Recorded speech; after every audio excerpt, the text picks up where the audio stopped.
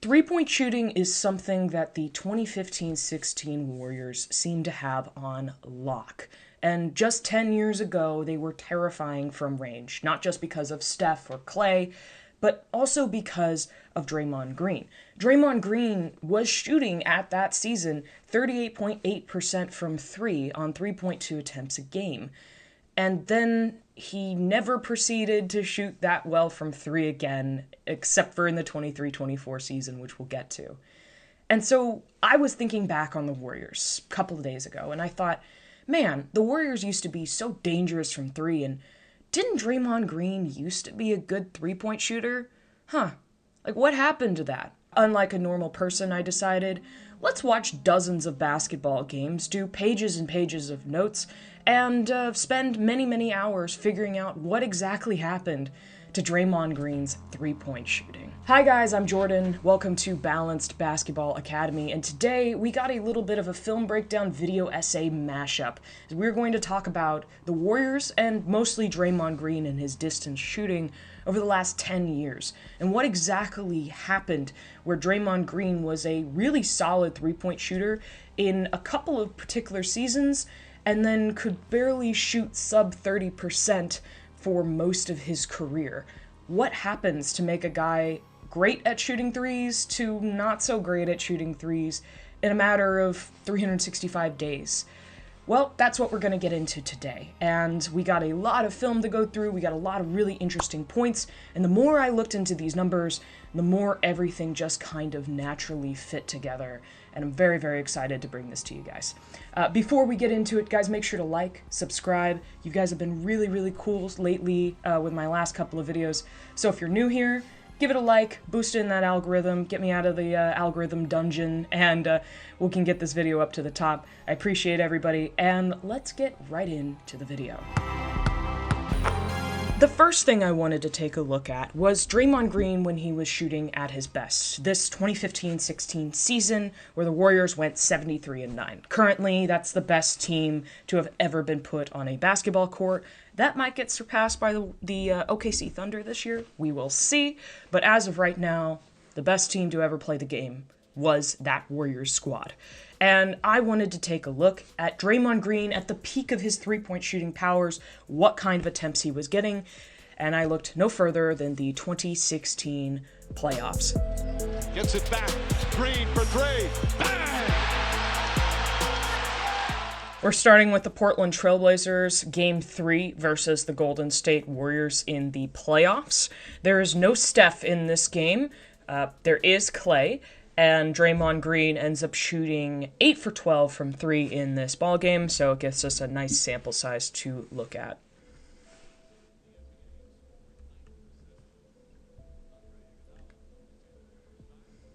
Clay on the backside.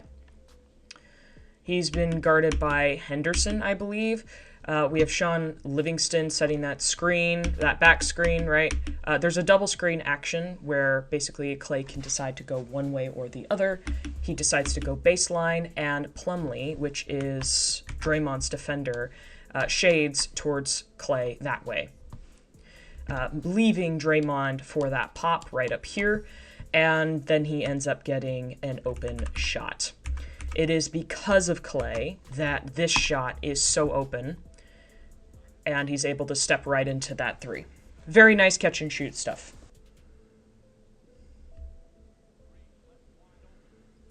So we get the same situation there, even though it is a miss. There is a Klay Thompson backside action that creates an opening for Draymond. So this Clay cuts back door, and then Plumlee has to help because Clay is the focus on this team. So there are two people focused on Clay. That pass goes directly to Draymond, and he gets that wide open shot. Yes, he misses, but it is because Clay is such a massive scoring gravitational pull. He has a pull to everybody else, and he makes a really good back cut. It creates that shot for Draymond.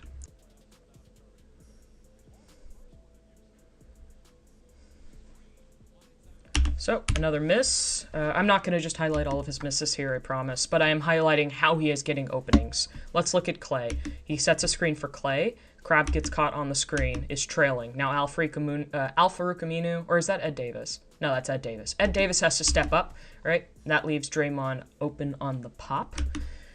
And he is able to get that wide open catch and shoot three. We're going to find out very quickly that Klay Thompson might be the best thing to ever happen to Draymond Green. I'm not just talking about, in this game in particular, but in general. Klay Thompson is trying to curl off of Green. He decides to back cut instead. That pulls McCollum with him and Davis. Draymond Green pops. That's the smart move to do. Go where the defense is not. And he gets pretty much the most wide open three you can get. This is a you're shooting in practice for funsies three and nails it, right? Great stuff, but that was mostly created by Klay Thompson pulling defense away once again.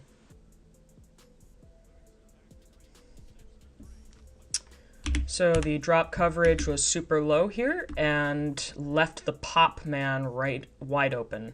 Green has that screen rejected. McCollum is following Livingston all the way down. And Davis is just parked in the paint. This is the benefit of the small ball lineup, which was something brand new to the NBA at the time. When you have somebody who's in the game, right? There's no big men in the game really right now. When you have a big man removed from the game, and now your next biggest player is Draymond Green, who is perfectly comfortable to sit on the three-point line, a player like Ed Davis or Mason Plumlee, or a more traditional big man at that time, is not used to contesting threes. So their job is typically to sit and clog the paint and wait for their offensive player to meet them there. This small ball lineup was particularly revolutionary because it stretched the floor in a way that had never been seen before. Players were moving faster for the Warriors, and they were further out, so harder to defend. So this is something that, despite likely being on the scouting report, was probably not something that teams were used to. Nowadays, it's a lot more common to have your big men sitting on the three-point line. You have to contest those shots. But at that time, Draymond Green and Steve Kerr and the Warriors were doing something quite revolutionary to the game. That back cut from Klay is just a valuable thing for Draymond. And then he tries to set another screen. This time Klay rejects that screen, goes back door, right? So, drawing Shumpert, and Fry is sagging off of Draymond Green. Draymond's able to step right in, boom, hand down, man down, hit that three right in your eye.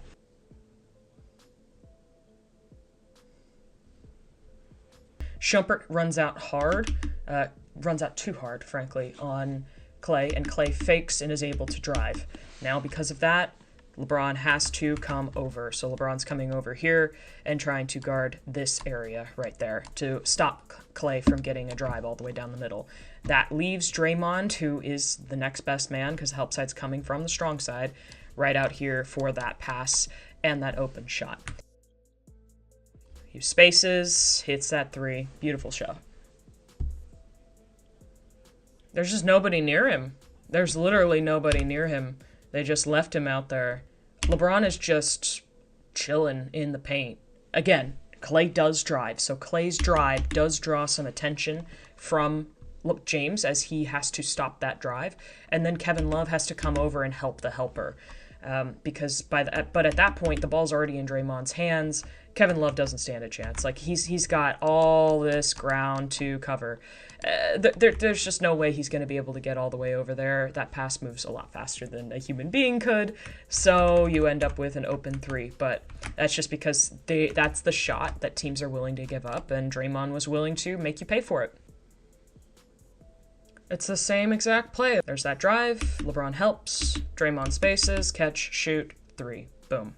Right here, watch this backside. Backside action is basically one of the best ways for the Warriors to be able to just get these catch and shoot threes, which is where Draymond Green lives from three-point land wise.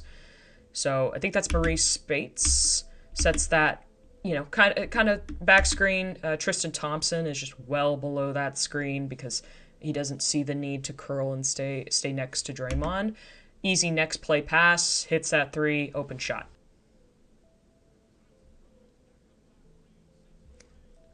I feel like we keep watching the same play, guys. I feel like we keep watching the same exact play. I'm in the Matrix right now. This is deja vu. Let's look at it again. Guess what? Klay is rushed off the three-point line. He attacks. He drives. He's pretty fast on the drive. LeBron comes over to help. LeBron is Draymond's defender. Draymond steps into an open three. Draymond capitalizing off of a double team from one of his teammates once again. Quincy AC and Rajon Rondo. They're not even trying to hide it. They are just trying to contain Stephen Curry. Because Stephen Curry was that guy. I think this was his unanimous MVP year. There's a reason for it, right? Draymond just steps into an open three. Easy stuff right there. So Draymond kind of does this little handoff pick and roll. So there's first screen from Klay, second screen's coming from Draymond right there.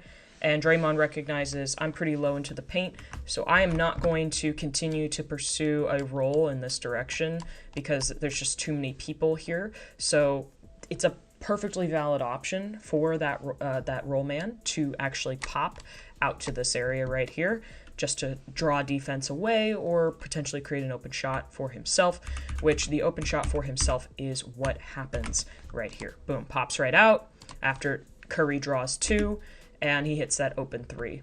Here comes Klay off of that screen. Marco Bellinelli, if I remember correctly, is coming around with Klay, and Koufos is just sitting in the paint, right? Trying to shade that Klay cut and leaving Draymond wide open.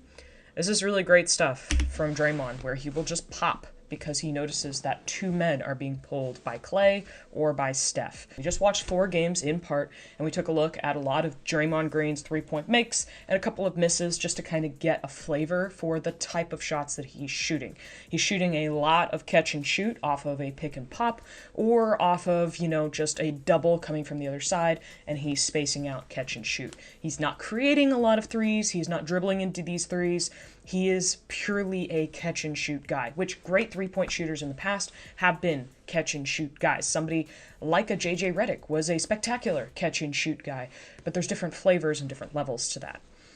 Let's also talk about his usage rate for this season. His usage rate, which just basically means how many times was he interacting with the basketball on the team compared to other players on the team, was 18.8% in this season. That's the highest of his career, and he has never been able to crack 18% or even 16% for the rest of his career. He was at a point in this year, in this season, in which he was the third option on the best team of all time, frankly. And that's really, really cool to see, but a lot of things changed after this season. And of course, I'm not going to neglect talking about Kevin Durant. But the first thing I want to talk about is actually Andrew Bogut.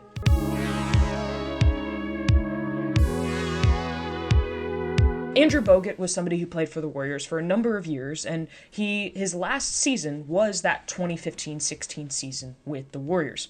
Andrew Bogut was really the last true center that the Warriors had. They've had other people, kind of fill in and come, out in and out of the roster, but the last really consistent guy that they'd had for quite some time. And he served a very critical role. Andrew Bogut was somebody who would set the screens, would, shoot the little hook shots when he was fed the ball. He's the type of guy who would take on the big man of the night and would have to guard that big man throughout the entire game. He would get boards, and he would basically just be left to himself. He'd also set a decent amount of screens, which is something the Warriors are quite famous for, especially during that time period. And it's not to say that Draymond Green didn't rebound or he didn't set screens. He did plenty of those things. But there is something to be said for Andrew Bogut prior to the true small ball Warriors. You see, Andrew Bogut in that season was 6th in minutes played for the Warriors. He was averaging 20.7 minutes per game. Again, that puts him 6th on the total Warriors minutes per game list for that 2015-16 season. He was the core center of the group, and he was 4th in starts over the course of 66 games. It was very common that the Warriors would start a big man over the course of the games, and then as they would get closer or towards the end of a game, they would go to small ball lineups, but they wouldn't completely rely on that small ball lineup. 2016-2017, Andrew Bogut is gone. Now the next best center that the Warriors have is Zaza Pachulia.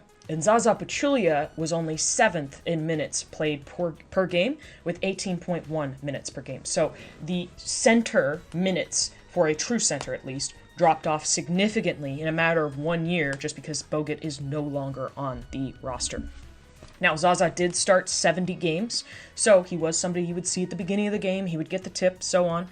But he was not somebody who was finishing the games. The small ball lineup got really, really, really useful and got a ton of usage after that 2015-16 season. It was used in sparing moments and in playoff moments. For the prior seasons, Steve Kerr was playing around with it, but it really came into fruition because, of course, well, you have somebody who would fit right into that small ball lineup, and that's Kevin Durant. Kevin Durant way outside, delivers the 6-point game. It incentivized Steve Kerr to be able to rely on Draymond as the primary center now that they had lost Andrew Bogut, now that they only had Zaza Pachulia, and that Draymond was a solid anchor. They could run and gun as much as they wanted because they had 3 of the best shooters in the league, and Draymond as one of the best passers and playmakers in the league. So it just seemed like a natural fit, but it did do some damage to Draymond's overall ability to get shots for himself. On that catch, there's a world in which that's a catch and shoot 3. He's not going to shoot it though, because he's looking for backside action with Klay. And Klay's trying to get his own shot, right? Obviously his priorities have shifted. Now he is looking to get people the ball. Not to say he wasn't doing that prior. He absolutely was, and I'm not trying to cherry pick. But there are points in time in which you're going to see he is not looking for his shot nearly as much as he was just a year or 2 years prior. He's not looking for a shot. He's looking for the backside. Gets a wonderful pass to Kevin Durant. It's the right play. It is absolutely the right play. But you can tell there's a level of, I am not a threat. I am looking to pass. And while the Warriors' offense is going to cook over here, I'm going to wait, and then I'm going to make my plays from there. This is also the right play. I want to make this abundantly clear. I am not saying Draymond's doing the wrong thing. But Draymond does have Ricky Rubio on him, and he's considerably bigger than Ricky Rubio. I might posture that if Kevin Durant were not on this team, Draymond would back down Rubio, draw Gobert, and try and pass it off to Zaza Pachulia, or whoever the center would be in this case. Instead, he's just deciding to run the offense from the post. Durant makes an excellent cut in front of Ingles. Then it turns into this layup for Pachulia. Do you understand how there's a middleman that is creating that offense that Draymond no longer has to work with as much anymore? There's an advantage when he has against Rubio. He doesn't take that advantage. He's very patient with it because there's other people who can move off ball and that are very, very, heads up, like a Kevin Durant on the floor. He's running the play from the post once again, waiting for the backside action to happen. This time he does not have an advantage as far as the player that he's saddled with. But you're going to notice that a lot more of his usage is him sitting in the post while screens on the backside are set for other players. That is something that he's doing more, or in the mid-post area, instead of him at the top of the key, because he does have to kind of pull the center in a little bit. It's just a more natural thing for him to do when they don't have a true center on the floor. And to be able to run the offense from the post is something LeBron also has done for many years. So not uncommon, but just something I've noticed that was a shift in his game over the course of that year. Here comes Draymond on the break. Makes the right play. Absolutely he does. But you're going to look at his eyes. I want to really be careful about this. When he's driving, initially when he gets this ball in the fast break, he's not even looking at the rim. He's not even looking. His head, if you can see this clearly enough, right here, is looking at Klay. He's looking, how can I get Klay a shot? And that is the mindset that he has, and that is the mindset that he really adopted even more so when Durant came onto this team. He's not looking at the rim at all. He's looking at Klay the entire time. He basically telegraphs the pass, but, you know, Klay Thompson's able to pump fake and make that really smooth mid-range jumper. Draymond gets this pass, right? It's a double from Adams and Westbrook coming from the other side. He drives, and he doesn't really give a solid drive. There's a bit of a stunt. I think that's by Jeremy Grant. Green could have kept going. He could have tried to get a layup going, but again, he knows that Durant's on the backside. He knows that Durant is just that guy, three-point wise. He's not looking for his shot. He's defaulting to Kevin Durant. Not the wrong play, but that stunt is not a very solid one. He could have kept pressuring into the rim. Again, I'm pausing so you can say that I'm cherry picking a little bit, sure. But, you know, the first thing he does as soon as he dribbles is he flips his head around this way and he looks directly at Kevin Durant. Makes the right play, gets an assist, great stuff, but there's a priority shift. Kevin Durant is an aggressive shooter, so even if Green is open, sometimes if you're the offense, you want Durant shooting the contested shot over Green shooting the open one. I don't think this is a bad shot from Durant. But this is an interesting look here, where Draymond comes over, he rejects the screen, now two are following Kevin Durant, Green pops, he's open, but Durant still is so good from that pull-up range that normally a shot, like let's say Livingston were running that play, that pass might come back out to Green for a shot, but when it's Kevin Durant, you can't expect that anymore, right? He's going to prioritize his own offensive abilities, as he should, and Draymond's going to get less opportunities than he normally would on a double screen, or on a double off of the screen like that one. Kevin Durant gets this catch out here. Draymond's going to pop out, ideally to run the play. There's 18 seconds on the shot clock. He's going to come out here. Another player might pass that ball to Draymond so they can start the offense, but Kevin Durant, being the player that he is, yes, the ball does not end up it ends up getting stripped here and not the way he wants it to. Sees, I have an advantage against Ryan Anderson.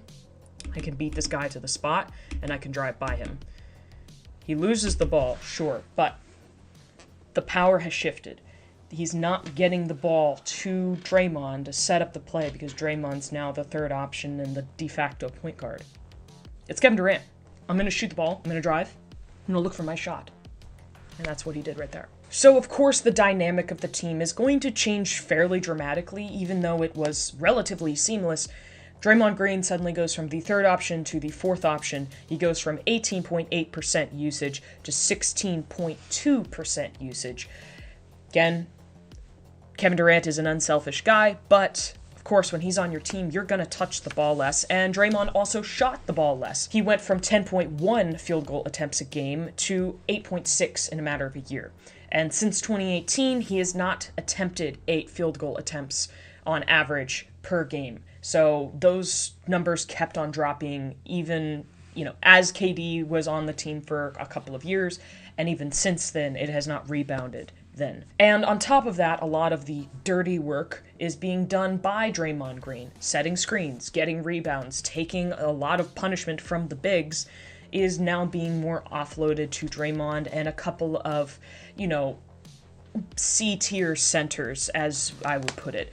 So now Draymond is getting less attempts, more opportunity to just pass the ball off to KD, and a lot more work to do as far as keeping the defense anchored for the Golden State Warriors. Of course, when you're going to play more center and you're going to do more of those dirty work sort of things, it's going to put more wear and tear on your body.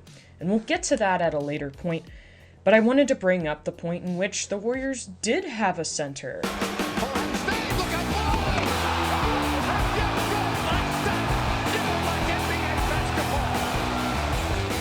Marcus Cousins was with the Warriors between 2018 and 2019. It was a one-season-only Boogie pass, and, well, of course, I gotta point out that DeMarcus Cousins is not Andrew Bogut, okay? Anybody who has watched some old DeMarcus Cousins, God bless you if you've watched a lot of Kings games way back when, or actually even now, but DeMarcus Cousins was that guy. He was a really big deal center, somebody who could score from all three levels, but especially in the post. He was incredibly dangerous. He was the type of guy that you couldn't really stop because he was just too big, too strong, too skilled.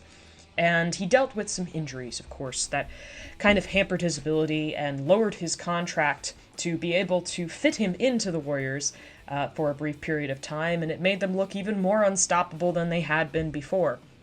Well, in that season, DeMarcus Cousins was averaging 25 minutes per game, which is actually a considerable amount of minutes considering that the Warriors really love to run the small ball lineup. But of course, it's going to affect Draymond Green. Now, Draymond Green goes from the fourth option to the fifth option and has less and less usage. His lowest usage rate, it's tied actually with 2 years, but in this year in particular, it is 13.1%. Which is his lowest since his rookie season. In his rookie season, I'm not going to count for a lot of reasons. It's his lowest three-point percentage, it's his lowest usage rate, it's his lowest a lot of things because, you know, he's a fairly new guy and was not like a top draft pick at the time.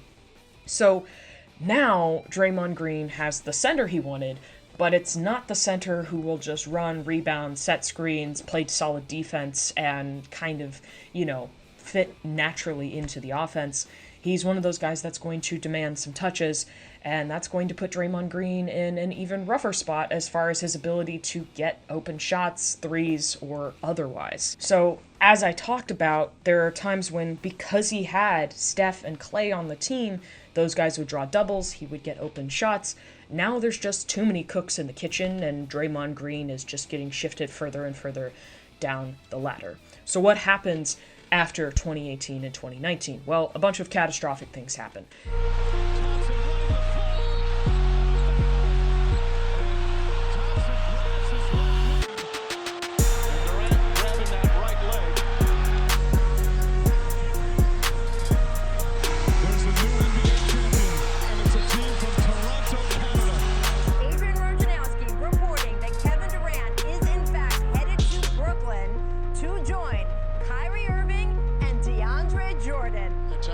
We saw this, an impassioned Steph Curry.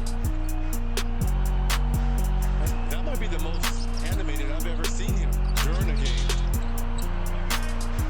Kelly Oubre. So we have this dead era of the Warriors basketball where they are an okay team at times, but really they're only operating with Stephen Curry and Draymond Green as their two primary players to push the offense forward, both of which were dealing with injuries during that little period as well, which made them lose a decent amount of games. And remember when I said that Klay Thompson was the single best thing to happen to Draymond Green's three-point shot? Well, that is made abundantly clear in the subsequent seasons. In 2019 and 2020, Draymond's only shooting 27.9% from three, which is really poor, frankly, but the only player to pull away the defense from Draymond to give him open catch and shoot looks is Steph Curry, because, again, there's no Klay Thompson. And then the next year, in the 2020 and 2021 season, he averages 27% from three, which, once again, is his lowest three-point percentage since his rookie season. And again, it's just because he's not getting open looks and he's not really able to create his own three-point shot in a way that somebody like a Steph or a Klay would.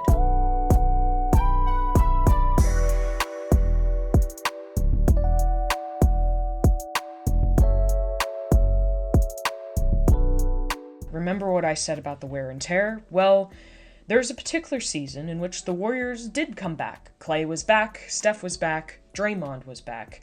Actually, it's Draymond's back that was the problem. I'm not trying to make a pun. Genuinely, it is what happened to him in the 2021-2022 season, which the Warriors won another championship without Kevin Durant, proving that they could. But Draymond Green, unfortunately, dealt with a major back injury, a sciatica, for those of you who are now familiar because of LeBron's previous or even current injury, depending on how recovered he is from that. I don't actually really know.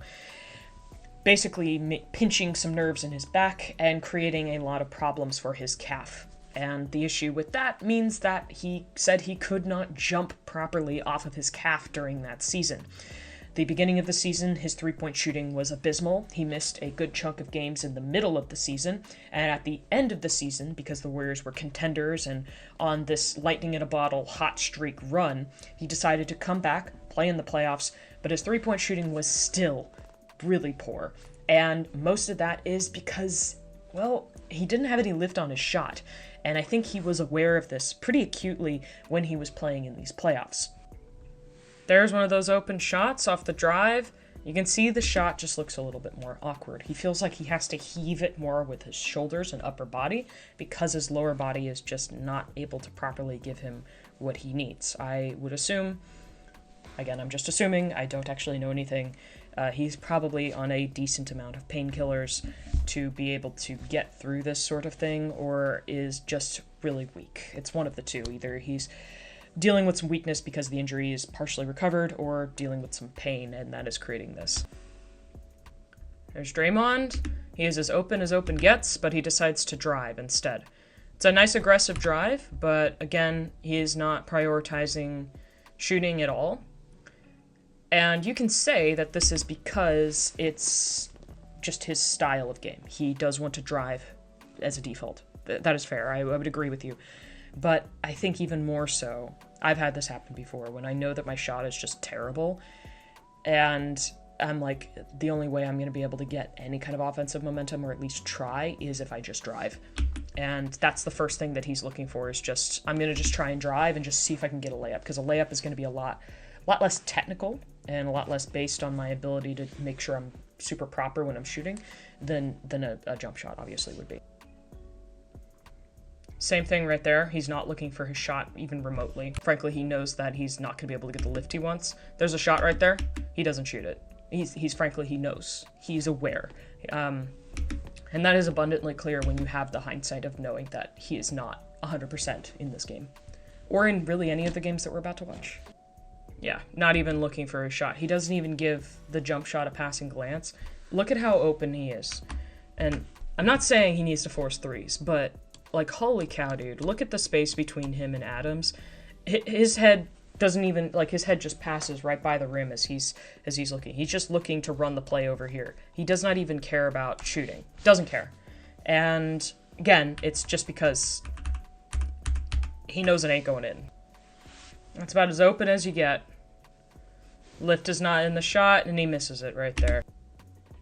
Another wide open shot. Can't hit it. A lot of these are ending up short. He doesn't have lift in his shot anymore because that calf is giving him issues. And so he's shooting these shots knowing that his body is failing him, and so he keeps his attempts fairly low, defaulting to Wiggins, Poole, Thompson, and Curry throughout that entire series, and it ends up working, right? You can't fault him for his ability to be able to facilitate to other players on the floor and end up winning another title. There's a lot of credit to be given to him to be able to recognize what his body can and can't do at this point in time. But his three-point shooting would say that, again, he is in a very weak spot as far as how good of a three-point shooter he actually is. So let's talk about what I call the fluke season. Paul down to two. Chris Paul three. Come on! The Warriors have the lead at the end of one. And the fluke season is the 2023-24 season. There's a particular player on that team that was featured on the roster for only one season and one season only. It's a Chris Paul rental. And this Chris Paul rental obviously once again changes the dynamic of the Golden State Warriors, where the primary ball handler, of course, is Steph Curry. And then typically after that, it would be Draymond Green as far as making plays and going on, stuff like that. But when you add somebody like Chris Paul, you have a player who is a more talented passer than Draymond Green, which I'm honestly going to say there's not a ton of players that are able to run the Warriors offense better than somebody like Draymond. But I think Paul is an exception. So Draymond Green shot 39.5% from three because he started getting catch-and-shoot threes again. But he was only shooting 2.3 three-point attempts per game. So his overall attempts per game are still down, meaning he only has to make about 1 3 a game, and he's shooting 39.5%. It is not because suddenly his three-point shooting got magically way better, and frankly, I think it's far less impressive than his season in 2015 and 16.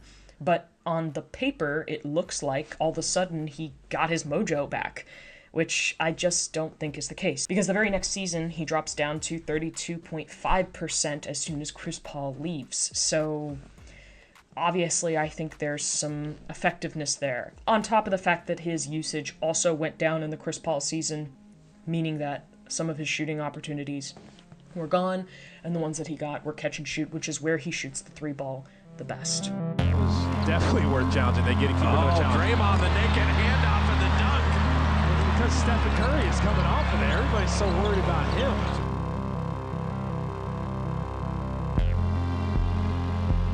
I want to finish the video with this clip.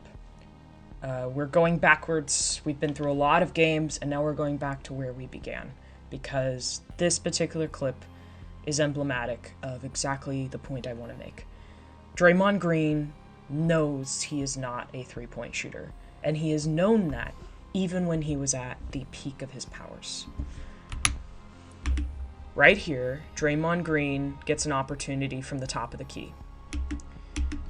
And yes, he is trying to run the play, but Plumlee is sagging back considerably. For somebody who knows that they're a good catch and shoot or step in three-point shooter, this is the most open shot you can have. Yes, it's early in the shot clock. Yes, he does want to run the play. I understand that, but he has the shot, and he doesn't take it, because the way that he wants to play basketball is he's not looking for the three, and he never was. So, where are we now? We've done a lot of film breakdown, we've done a lot of talking, and where does that leave Draymond Green's three-point shot? Well, ultimately, I think Draymond Green is a okay three-point shooter, and he always has been just okay. Because he's a bit of an opportunistic three-point shooter. He's not the type of guy who can create his own three or can shoot in very versatile situations. He's the type of guy who, because of Steph and because of Clay, was remarkably open on a lot of plays, and that created basically layup line practice shot threes for him, which, hate to break it to y'all, basically every three-point shooter in the league, or every player in the league, let's just start there, is probably a better shooter than you are, and probably shoots like 80% in practice. Meaning, if you're getting these wide open looks, and you're an NBA player, you're gonna make them regardless of who you are. But there was this lightning in a bottle that I think occurred during that 2015-2016 season, which was magical for a variety of reasons, but it was particularly magical for Draymond Green because he was getting the ball, he was getting touches, he had two of the most dynamic scorers in the game to pull defense away from him for open shots, and he was able to take as many of those shots as he wanted naturally within the offense. Then when Andrew Bogut leaves, small ball now becomes more on Draymond. He takes more punishment, leading to more injuries and therefore affecting his shot, on top of the fact that Kevin Durant and Boogie Cousins were taking up a decent percentage of his overall usage as well as his shot attempts. Everything just drops and drops and drops to a point where, again, that perfect formula doesn't really exist anymore and will probably never exist in the way that it did again. Well, guys, thank you so much for making it this far in this video. I really hope you enjoyed it. This is kind of my little, film breakdown video essay hybrid. Let me know if you want more of this sort of thing. I really, really thoroughly enjoyed making this video and getting into all the nitty-gritty, the numbers and the breakdown, and just kind of trying to get a good chunk of what the Warriors looked like over a course of 10 years, which, that was no small task, but you know what? I had a great time doing it, and I'd 100% do it again. So let me know if there's other topics you want me to tackle that are kind of like this, where we're getting into these statistical anomalies or just kind of interesting players that popped up over the course of the years and what kind of created the impetus of their success. Guys, thank you so much for making it this far in the video. Really appreciate you. If you're still here and you liked the video, which I'm assuming you did, please like the video. Please subscribe if you have not already.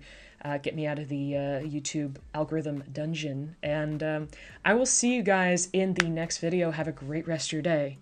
Goodbye.